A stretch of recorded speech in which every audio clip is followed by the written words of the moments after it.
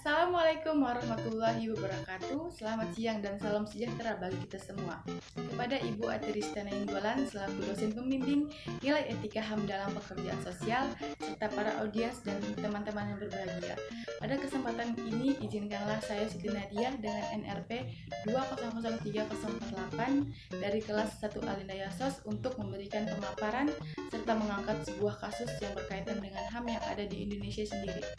Adapun contoh kasus pelanggaran HAM yang saya angkat dalam pemaparan kali ini yaitu kasus pelanggaran pabrik korek api di daerah Binjai, di mana yang kita ketahui pada 2 tahun silam, tepatnya pada Jumat 21 Juni 2019 di Desa Sambirejo, Kecamatan Binjai, Sumatera Utara, telah terjadi kebakaran pabrik yang telah menewaskan 30 orang dalam kebakaran tersebut.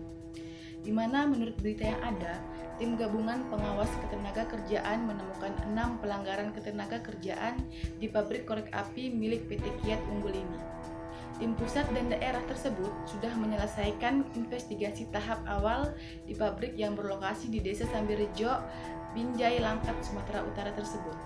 Menteri Ketenagakerjaan Muhammad Hanif Dakiri mengatakan 6 pelanggaran itu menjadi pijakan pengawas untuk menyelesaikan kasus ketenagakerjaan di perusahaan tersebut.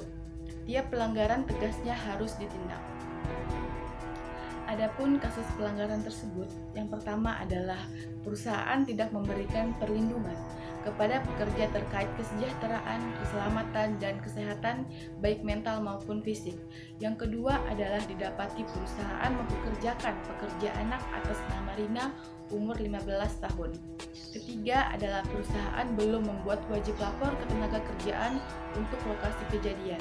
Diketahui pabrik tersebut merupakan cabang dari PT Kiat Unggul yang berada di Jalan Medan sampai Binjai kilometer 15,7, Kabupaten Desi Serdang. Perusahaan tidak melaporkan keberadaan cabang perusahaan tersebut kepada Dinas Ketenagakerjaan, sehingga keberadaannya tak tercatat oleh Dinas Ketenagakerjaan Provinsi Sumatera Utara, dan perusahaan tersebut masuk kategori ilegal. Yang keempat adalah perusahaan membayar upah tenaga kerja lebih rendah dari ketentuan upah minimum Kabupaten Langkat. Yang kelima adalah perusahaan belum mengikut sertakan pekerjaan dalam program jaminan sosial yang diselenggarakan oleh BPJS Ketenagakerjaan dan BPJS Kesehatan. Yang keenam adalah perusahaan belum melaksanakan sepenuhnya syarat-syarat keselamatan kesehatan kerja K3 dan oleh tempat kejadian perkara.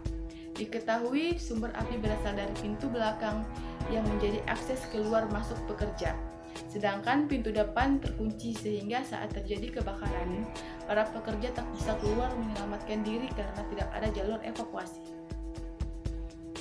Adapun dari beberapa kasus tersebut, topik yang menjadi sorotan dalam kasus ini adalah pabrik ini mempekerjakan anak yang masih di bawah umur, di mana di Indonesia sendiri telah terdapat Undang-Undang Ketenagakerjaan Pasal 68, di mana menegaskan bahwa pengusaha dilarang mempekerjakan anak di bawah umur. Yang berdasarkan ketentuan adalah anak yang usianya di bawah 18 tahun. Ancaman bagi pengusaha atau perusahaan yang masih mempekerjakan anak yang belum berusia 18 tahun adalah pidana penjara paling singkat 1 tahun dan paling lama 4 tahun, dan atau denda paling sedikit 100 juta dan paling banyak 400 juta, sehingga jelas mempekerjakan anak di bawah umur dapat dipidana. Ini yang membuat pelanggaran pabrik korek api tersebut mendapat banyak sorotan dari mata hukum serta masyarakat Indonesia sendiri.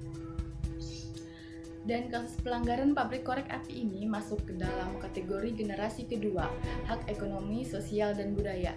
Karena kasus ini, para pekerja sama sekali tidak mendapat hak atas pekerjaan mereka, di mana seharusnya individu atau kelompok menerima berbagai bentuk penyediaan atau layanan sosial untuk mewujudkan potensi penuh mereka sebagai manusia, serta berhak atas hak pendidikan, perumahan, kesehatan, pekerjaan, dan penghasilan yang memadai, serta pengamanan sosial. Adapun solusi dari kasus ini ialah dengan kasus pelanggaran ini, kiranya para pengusaha dalam memperkerjakan karyawannya seharusnya dapat memberikan jaminan sosial dan keselamatan kesehatan tenaga kerja, menerima upah yang layak, membuat perjanjian kerja atau PKB, hak atas perlindungan keputusan PHK, tidak adil dan dapat lebih selektif dalam menerima karyawannya. Jika di kemudian hari tidak ingin dipersoalkan karena telah mempekerjakan anak di bawah umur yang dapat dipidana, serta memenuhi hak karyawan yang telah diatur sesuai dengan undang-undang yang berlaku di Indonesia sendiri. Nah, kini kita sudah berada di penghujung materi ini, di mana kita tadi membahas pemaparan kasus pelanggaran pabrik korek api yang ada di Binjai, serta kita juga telah menganalisis kasus tersebut masuk ke dalam generasi kedua, hak ekonomi, sosial, dan budaya, dan kita juga telah membahas solusi dari kasus tersebut. Saya pribadi memohon maaf jika ada kesalahan dalam pemaparan ini, kurang lebihnya mohon dimaafkan. Wassalamualaikum warahmatullahi wabarakatuh.